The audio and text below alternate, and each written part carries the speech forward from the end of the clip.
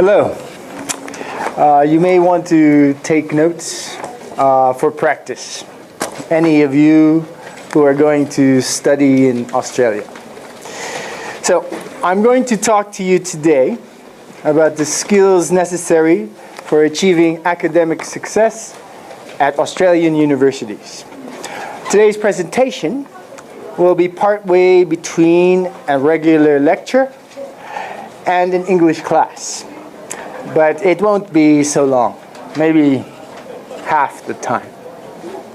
So, I'm going to talk about the importance of English today, self-preparation while you're still in Japan, what to do in Australia, and the necessary academic skills you'll need there. And there will be a small exercise in critical thinking and essay construction. First, allow me to briefly introduce myself. My name is Ian Akbar. I'm from Toronto. I'm a graduate of the University of Toronto. I also have a master's in applied linguistics from the University of New England in Australia. I've been teaching English for about 17 years and 14 years in Japan.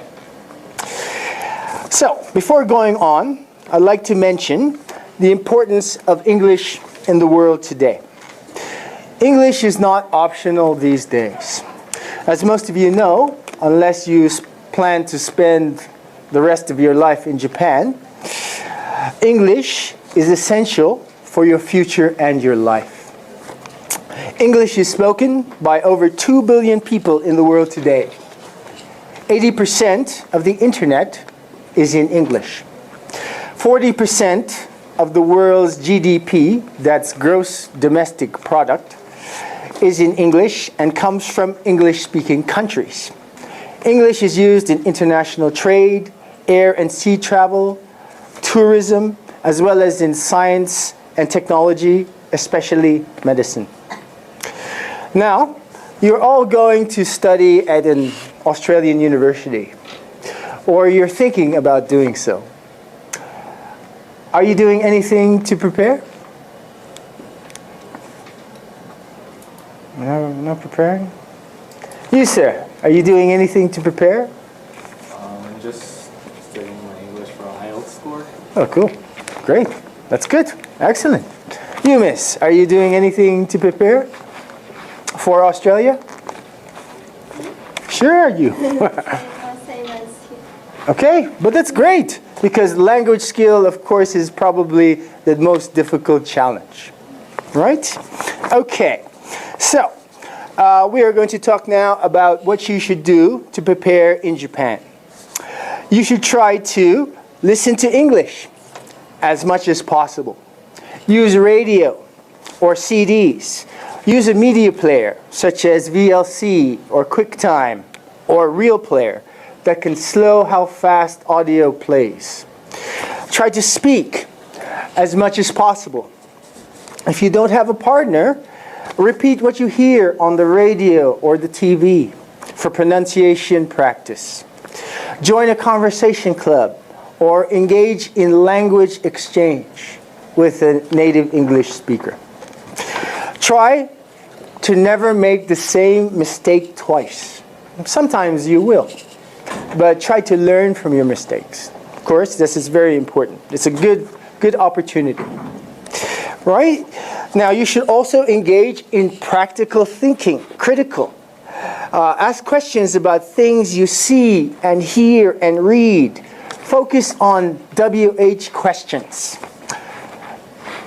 You, miss, can you give me an example of a WH question? Any idea? Any idea? Any WH questions? Who do I have? You, sir. WH question? What food do you like most? What? Yes, what? Any other WH questions? You, miss. Any WH questions? Which? Where? Why? Who? When? And of course, how? Right? These are very important questions. Very useful in note-taking, summarizing, and paraphrasing. Please remember that why is the most important question in the English language to answer because it needs reasons. Lastly, practice giving your opinions. For example, I think, I feel, the way I see it, etc. You miss. Can you tell me, do you think it's better to be a student or a working person? What do you think? Student or working person? You think so? Why? Why do you think it's better to be a student? Because I can talk with my friends. I can talk with my friends. Okay, you can freely talk. You have more freedom. It's good, it's good. Okay. Okay, you should also practice making suggestions using you should, I think you could, or I feel you should. For example, of course I'm making a presentation tomorrow. What do you suggest I do? You, miss, what do you think? Preparing for presentation. Of course, it's a very good suggestion. Of course, prepare, practice. Good suggestion, okay?